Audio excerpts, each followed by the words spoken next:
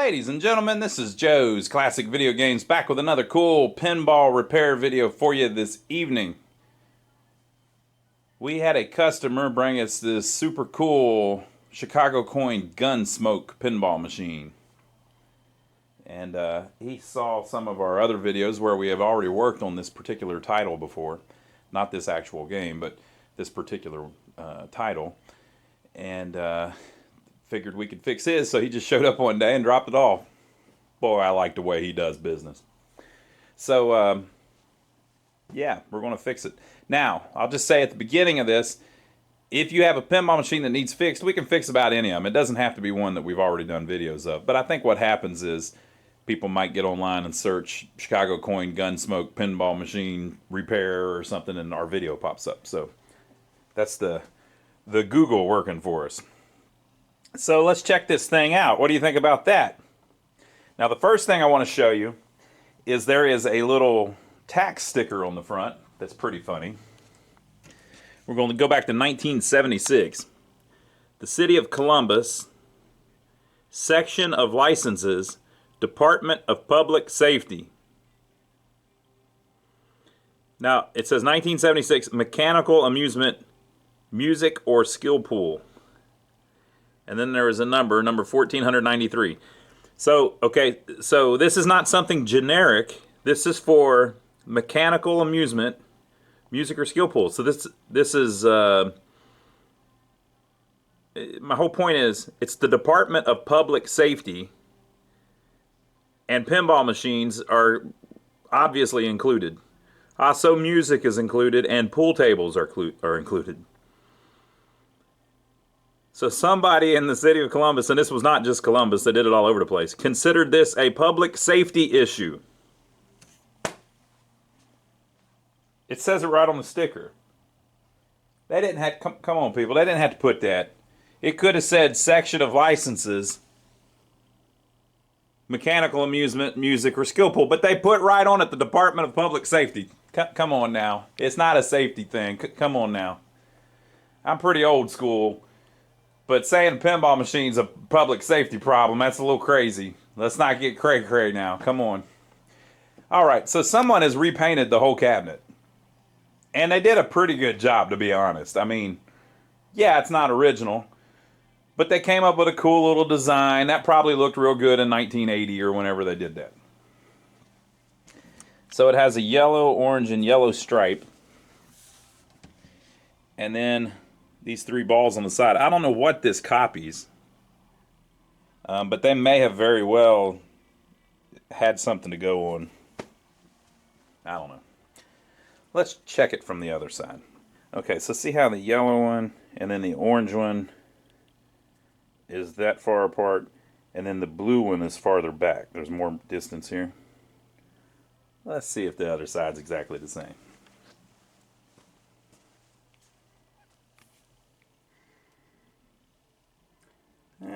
Probably not exactly the same, but yeah, it's very close.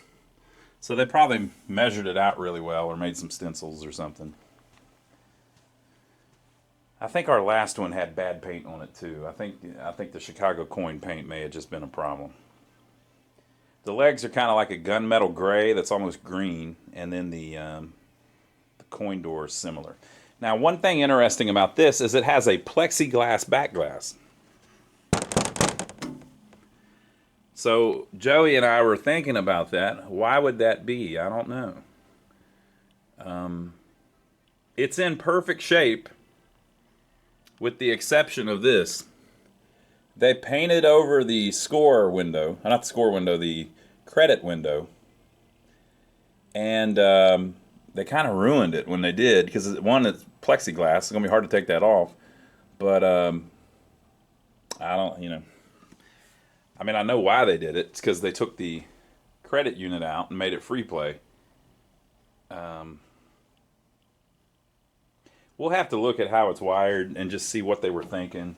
Let's see if they took the coin stuff out. If I can get it to open. They took the coin mech out, but the slot's still there. So I don't know really what they were thinking with that. Now, in some places, it was illegal to say that the game had more than one credit on it.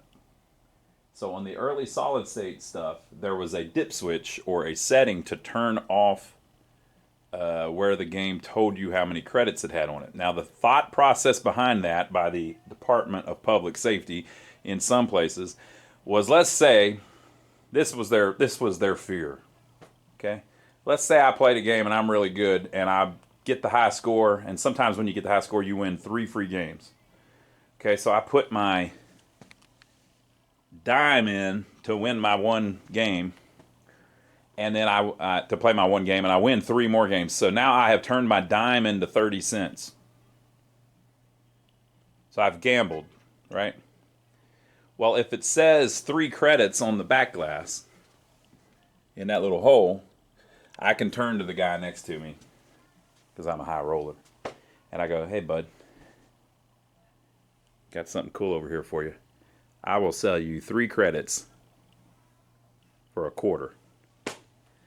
And that's how you turn a dime into a quarter in Columbus, Ohio. They didn't like that at all, so they had to stop it. Now, it's real funny to kind of mock that and everything, but let me show you why they really did that. So we're in the bowels of our building here, and I have a bingo pinball machine. So this is a Bally Miss Universe. This is one of their later bingos before they stopped making them. And what was going on was, these you really could gamble. So on these, you put a dime in, and you don't win 3 games. You might win 100. See right here it says corners score 384. Corners score 192. They're talking about games, right? And you see the credit wheel there isn't 1 numeral. It's 4 numerals, because you can win 9,999 credits and load this sucker up. So whatever I mean, it's fun to make fun of the pinball laws and everything. But what the operators were doing was saying, "Hey, it's a pinball machine. What's the problem, guy?" And they were going, "It's a gambling machine." And they were saying, No, it's a pinball. Look, it's made by Bally. It's a pinball machine. It's got the holes. It's got the pinball. Look, it's a pinball." And the city council was going, "That's straight up gambling. We got to figure out a way to do this." So they make the law. You can't have a machine that displays how many credits are on it. Right? Yes, I know I'm zooming in on the attractive cartoon lady. Look, people, we're all adults here. Okay, so the laws were kind of designed. They weren't really designed about the regular flipper pinball machines. They were more to catch the bingo machines, right? So that's why they do kind of crazy stuff like that. So some of these laws end up really crazy. So this is an old bingo machine. These things are incredibly complex. We get people asking us if we can fix these all the time. To be honest, they're so complicated, it takes high-level people to repair them. I'm sure I could repair one, but it would take me 3 times longer than it takes me to repair a regular one, and it takes me a while to repair a regular one. So we don't offer it as a service, but we actually own probably 6 or 7 of them, just different ones that we've gotten over the years fairly inexpensively. So that's why the law. That's why the crazy laws. So possibly in Columbus, at the time, the deal was, if we see you with a pinball machine that you can see how many credits are on it, we're going to confiscate it. And that's an easy way for them to weed out the ones that are gambling and ones that aren't. Because on this one, it's pretty easy to put a dime in. You might win a game or 2, and then you play them off. And, because there's no score reel, there's no credit reel on it, it makes it really easy for them to discern which ones are intended for gambling and which ones are not. Now, the manufacturers did things like put a game of skill on it, because they're trying to skirt those laws that were catching pinball machines in it that were just amusement devices, that were not gambling devices. I ran into this while I was working for an operator. So it's been 15 years now. I worked for an operator, and we had a problem where poker machines, or video poker machines, were illegal. So in certain counties, the way they interpreted the law, or the way they wrote the law, was any machine that displays cards on it is illegal. So we had some of these Merit countertop Megatouch machines that had card games on it, like solitaire, right? Well, you can't really even... I mean, I guess you can gamble on anything, but the machines didn't pay out. You didn't win free credits. I guess maybe you could win 1 credit or something like that. It was not a gambling device at all. It was an entertainment device. It's just so people could sit there at the bar and press the little cards. But because the law was nothing with cards, you couldn't even have a freaking Megatouch in there. They would freak out. They'd confiscate them, is what they did. The sheriff would come around and take the thing. Then you had to go fight with them to get it back. So what some of the companies did was they said, oh, okay, sure, we won't do cards. So then they made games that had race cars on it with a number on the side of the race car on the screen. And it's a gambling device, but it doesn't use cards, so it skirts the law. And there's this back and forth that goes on between the operators trying to get a little bit of gambling money or amusement money, and then the local government that's trying to stop it. So, because, folks, it's a public safety issue. All right, so enough of that. Let me pull it out a little bit. Let's look in the back box. I got to show you where that piece is missing. So here is the back box. Now, the customer, really good dude, real cool guy. We'll talk about him in a second. This is the flasher unit. This is really cool. It basically, this wheel turns at a certain point in the game, and you press a button on the front of the game to stop a light that is rotating through all of that. The flasher unit does that. It's a very cool feature. This is the 0 to 90 unit, 0 to 9 unit, and this is the player control unit. So this player control unit, notice that it's too deep. There's a PCB here and a PCB here. And then the 0 to 9 unit is a little more traditional. There's just one. So we worked on one of these before. This is not the later Chicago coins where they had the boards that burn up. Those were the ones with the edge connectors. So this unit is missing. That shows you how many credits you have on the game. The customer would like us to fix that. And he said that he believes he's going to order a new back glass for it. He's also going to stencil the cabinet back to how it was originally. So we're not going to do cosmetic stuff. We're just going to get it fully working, and he would like us to fix this missing replay unit. So here's the problem. The customer found a coin unit. So you would think, he went through the trouble to mail it to us, and you would think that that would be what you need. Well, you need the coin unit. Sounds right, doesn't it? That's not the right unit.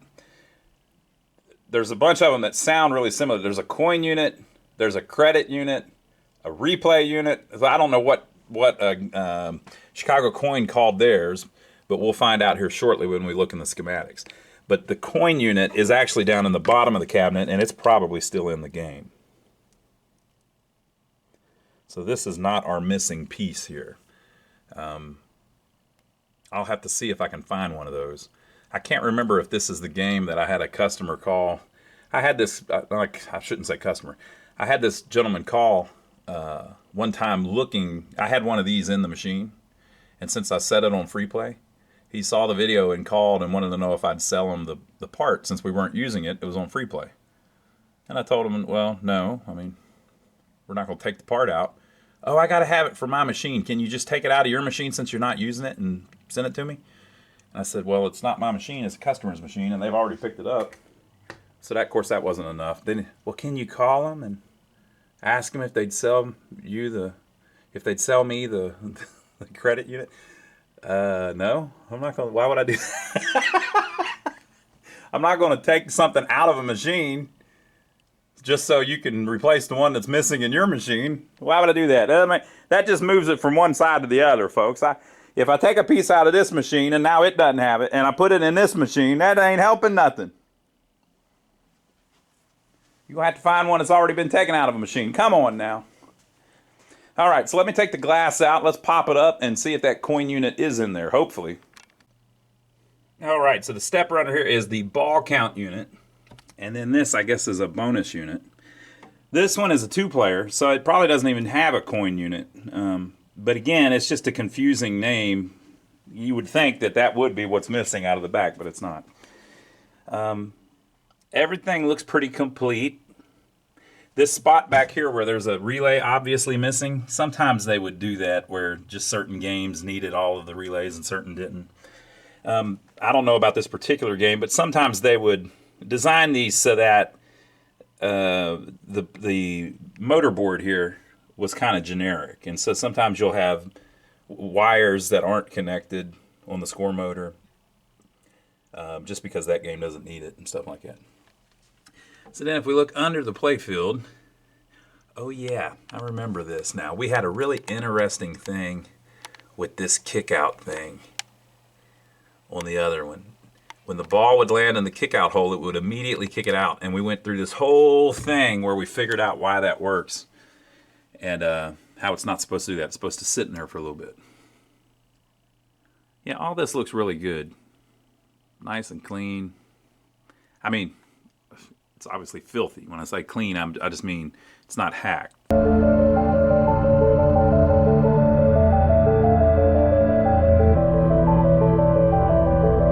It's got everything where it originally was. So I like it. What is this?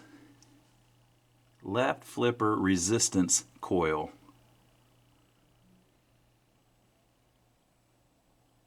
Left flipper resistance coil. Why do I not remember that? Where is, here it is. Right flipper resistance coil. Fantastic. That is interesting. Okay, I see some shenanigans. I was just saying it looks clean. This don't look that clean. Look at this. The left flipper is using 3 lugs. The right flipper is using 2 lugs. So it appears that with the way that Chicago Coin was doing this was they were using regular coils. And then, let's see if there's a switch. Yep, they would have a switch open up that make it where they're using just one of the coils. So their separate coil winding was an actual separate coil. And that one is still hooked up.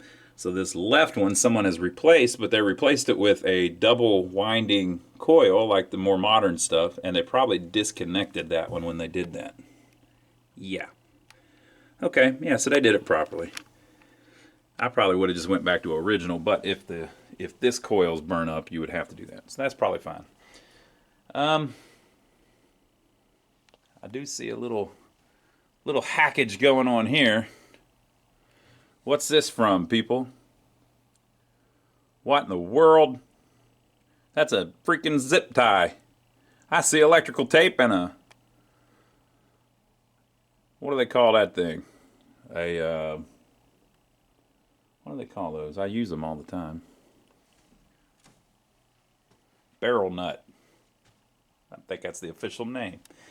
All right, we don't have any schematics in here, but that's fine. Let me go get the schematics, and then let's see what that piece is called that we're missing in the back, and then let's see if I can find one. I'm going to guess it's going to be hard to find one, but let's at least see what it's called. Okay, so if you look on the schematics, there is a bonus unit. There is a player control number 1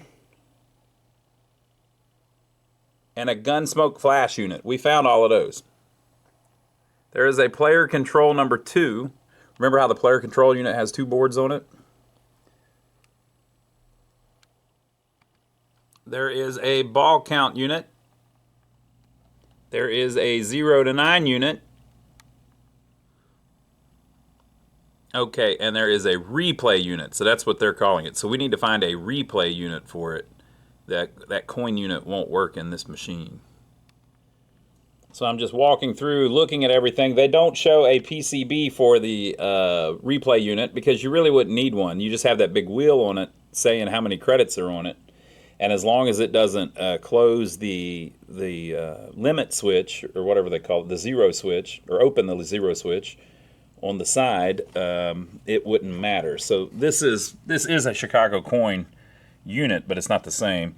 But see how that little bar there is going to close this switch? Well, they can have it set up where that bar, when it gets to 0, opens that switch. You know, you just have a different switch there. And so that switch would be one of the things you need. So you need to know if the game has any credits on it. If that switch is closed because it's not on 0, then the game has credits. It doesn't really matter to the machine how many credits it's got. And so they put the big wheel on it with the number on it just to show the player how many credits it's got. So how many positions of this wheel around is it? They could have, you know, maybe 20 credits on it because it's 20 notches up that wheel. And so every time you start a game, the coil moves it back one, and now it says 19, now it says 18. But since that switch never opens the switch down here on the bottom, the game just plays exactly the same. And then when you get to 0, that switch opens, and now the game won't start because there's no credits. So it's really just as simple as that.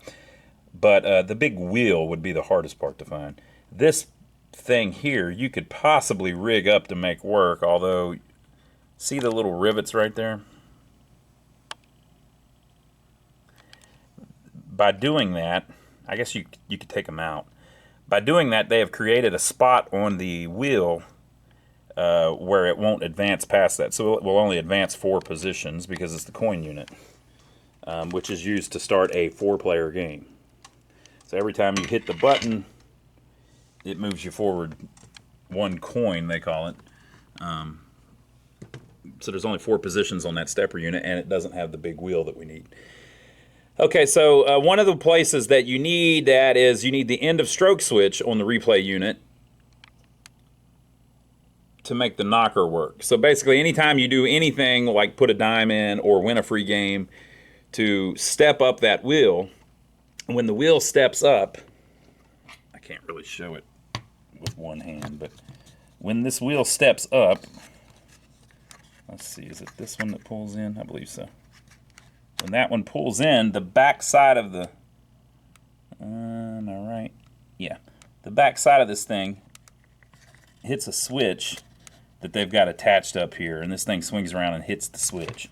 And so when it hits the switch, it's called the end of stroke switch. Literally, the stroke of the plunger armature hits that sucker, and whenever it hits it, it makes the knocker work. So one of the things that you won't have without that unit is the knocker won't work. And a lot of people love the knocker. So we need it back just for that. And here's the 0 position switch we were talking about. They are calling it the post switch on the replay unit.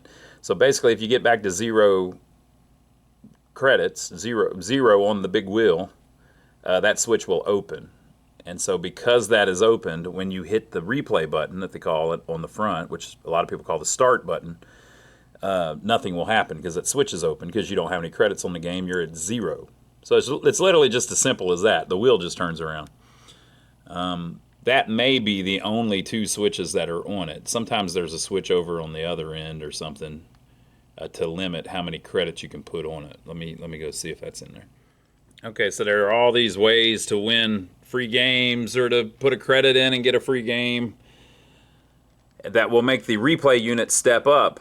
But there is this switch, post switch on replay, opens at the 15th step. So the purpose of that is once you have 15 credits, it doesn't let you have 16 credits for all kinds of reasons. So that switch opens up. So there's 3 switches on the thing, it appears. An end of stroke switch, a switch that opens at 0, and a switch that opens at 15. And a big wheel that says 0 through 15. Well, the gods of eBay are smiling on me. And by the way, folks, I film these videos ahead of time, so you can't snipe me. I can sit here and take all the time I want because you don't even know I'm looking for this thing. Yeah. Looks like I'm in the catbird seat. Is that the word? Chicago Coin Casino Pinball Credit Unit. Now, they call it a credit unit probably because that's just what they think it's called. Like, you know. So there's a wheel. Looks like it's a little smaller because, remember, it said opens at position 15. That's probably about right. They claim it's for a Chicago coin. It does actually say credit unit, so it might be too far. It might be the wrong year for us, but it may work just fine. Let's see here. We've got a step up and a step down. Okay, and then This is going to be the one that opens going one way. I don't know if I see the one that closes when it... Yeah, I think that would be the one that... So one is closed till you get to position 15, and one is open. One is closed. One is open unless you're off 0, whatever. I think that could work. And then the end of stroke switch is this one up here. So I think that could probably work. One way we could tell too is look at the coil number. J22550. Can we see the other one? 650. So on this game, the step up one was a J22550, and the reset one was a 26650. So it appears that the coils are the same, and it appears to have the switches that we need. So I think that one would probably work just fine, unless I can find the actual one that's supposed to go in there. So let me look around a little bit more. Alright, so when I need to figure stuff like this out, I went and I looked at the... This is supposedly out of a Chicago coin casino, and there's a detailed drawing of it and everything, and this does appear to be one out of Chicago coin casino. I don't have the parts book for the Gunsmoke, but there's this crazy guy on YouTube who does all these videos about old pinball machines. Joe's Classic Video Games. So you should go and subscribe to him. This dude really knows his stuff. Very smart too. He's probably real good looking. So anyway, if you notice on his, it says replay unit. And on this one that we're talking about buying, it says credit unit, but everything else looks almost exactly the same. It looks like maybe this second switch is extra. That's probably the one for the light, maybe on the apron that tells you that there's a credit on it. So that could actually be in the Gunsmoke one too, I don't know. But if you look, the switch down here, that's this one. A lot of times I just pause it because the guy talks your ear off. And then there's this one up here. That's the 15 one. Whenever it moves around to 15, it opens that one or whatever, or it's the other way or whatever. And you can see it in this video right there. Right? And then there's the end of stroke one that we need that makes the knocker work. And in this video, he's always got his finger right in the way. If you look, it's like right there. It's the same one. So, yeah, I'm going to just buy that. We'll be good then. All right, so I plugged it up. These things are great. I plugged it up, and it just automatically came on with the lights. It didn't start a game. It says 1 or 2 players, but the 1 is lit up. We can't read this because there's an instruction card that goes here that says game over. That's probably what those say. That may say ball 1. I don't remember. And in the back, of course, I had plugged in the 3 Jones plugs that were unplugged. Now, this had the head off of it whenever we brought it in, so that's why those would have been unplugged. I've got a feeling this thing probably works. I think he just wants us to get it, you know, rocking and rolling. Now, it had 2 pinballs in the out hole, so that ain't right.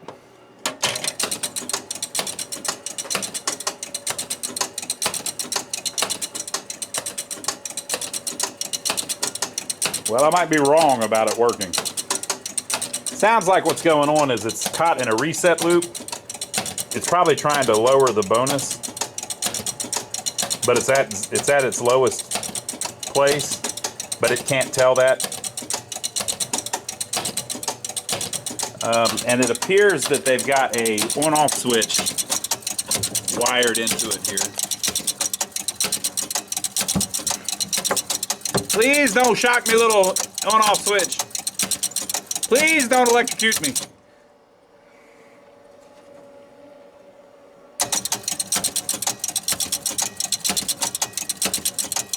Four motors turning, obviously. Okay. Let's see what's supposed to be happening. All right, so we're going to go through and clean everything, obviously, but just, you know, just trying to understand why it's doing what it's doing. The score motor started when we dropped the ball in the out hole, probably because the out hole relay came on. So all of these switches can start the score motor. The out hole relay, the left and right top rollover button relay, the number 1 start relay, that's while the game's starting, the ball count relay, the 5-cent relay, the anti-cheat relay, the Gunsmoke score relay, the 25-cent credit relay, the replay reset relay, the score wheels were not resetting, the score reset control relay, they were not resetting, the bonus score relay, it was resetting or doing something, but that probably happens whenever the out hole relay, you probably score that when the ball goes in the out hole. What's probably going on is that we're in the middle of a game. We could tell by turning it on and hitting the flippers. The 50-point relay.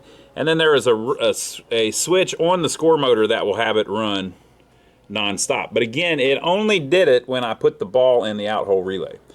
So that probably was because the game thought that the ball had ended, ball 1 or whatever, and was counting down the bonus to score points and then throw it to ball 2. But it wasn't scoring or anything, so I don't know. I'm going to turn it back on and see if the flippers are working while it's doing that. So here is the out hole relay. It will turn on if the ball lands in the out hole switch. This line here goes up to a switch on the game over relay. So ultimately the problem is the game over relay is not pulling in whenever you turn the game on. So if you follow the flippers up, they use this gray line here that comes up and is connected to this white power line only through the game over relay. So again, the game over relay is not tripping. We're in the middle of a game even though we just turned it back on. So here is the game over relay. On this particular one, it's a trip relay. So once you trip it, it just stays down. And so this, what here says jumper, that's what the J is. There's a jumper from the relay to a switch that's going to be right on itself. So once it trips, that switch opens. So you can't basically trip the game over relay more than once because that switch opens. But the way you trip it is if you are on a 3-ball game and you get to position 4 on the ball count, that trips it, game's over. Or if you're on a 5-ball game and you get to position 6, that trips it, game over. Or if you're rough with it and the Playfield vibration switch were to ever close, that would trip it. Or if the score frame vibration switch were to ever close, that would trip it. Now here's the one we need, the lock relay. When you turn the game on, that relay should not be energized when you first turn it on. So that switch should be connected, and when the juice runs through here, it should have just enough before the lock relay pulls in, bam, to trip the game over relay. So every time you turn the game on, you should start out in game over mode because that lock relay should trip that. Now you notice it's drawn open like the other ones are. So the Playfield vibration switch is drawn open because it's not closed at any point while you're playing it. The lock relay is open while the game's on. But let's see what turns that on. It says right here, the schematic is drawn with game in reset position. So that means power on, press start, it does all of its thing, shoots the ball out to the shooter lane, and the ball is just sitting there, ball 1, player 1, reset, ready to play. As opposed to game over position, right? A little different. So it's drawn in reset position. So that means the lock relay would be on. So they have an on-off switch in the game, remember, but they added that. It originally didn't have one. It had what they called the shut-off switch, which is just a switch that you slap on the bottom of the machine. So with the game in reset position, that would be closed. And then the anti-cheat relay, if you haven't tripped it, that would be closed. And then if the lock relay is pulled in, remember we're in reset position, then it's over there. The lock relay pulls in, And so that's what holds it in, right? It holds itself on. I know this is all really confusing, but you get it after a while. So the game is shown in reset position, completely energized, the ball sitting in out lane, everything lit up, everything ready to play. Player 1, right? So this is where all this is drawn right now. So it's holding itself on through a make or break switch on itself, as long as you don't turn on the anti-cheat relay, which is going to come on if you mess with the coin door or whatever. And as long as you don't slap the bottom of the game. If you were to slap the bottom of the game, the lock relay would go off, and that's that. Okay, so when you first power up the game, that will not be like that. It will be over here because it's not pulled in. So none of this will be connected. The power will be connected over to here. And then the way you turn on the lock relay is you drop a quarter in it, or you press the left flipper button. That was actually a really common thing. I think the Gottlieb games are like that too. I can't even remember which one it was, but I think Gottlieb. You press that left flipper button and it turns on a lock relay, turns on all the lights, etc. So that's how it's supposed to be. When I plugged that one in, all the lights came on, probably because they've got the on-off switch in the wrong spot. We might change that for them and figure it out, but that's what we're looking at. Now, if you're curious, here's the transformer. You get your voltage coming in. It runs through a fuse, no switch. The neutral runs over here, and both lines just power the transformer, right? So what keeps everything from being energized? The lock relay. So if the lock relay has not pulled in, that switch will not be closed. Remember this again, this is drawn in reset position. So if the game is sitting there, you just plugged it in, it would not be in reset position, it'd be in game over position because the lock relay would not be pulled in. But so that switch would be open, right? So then you press the left flipper button. That connects power to the lock relay and pulls it in. And you might think, well, how does it get the power? Well, because there's other legs on the transformer there.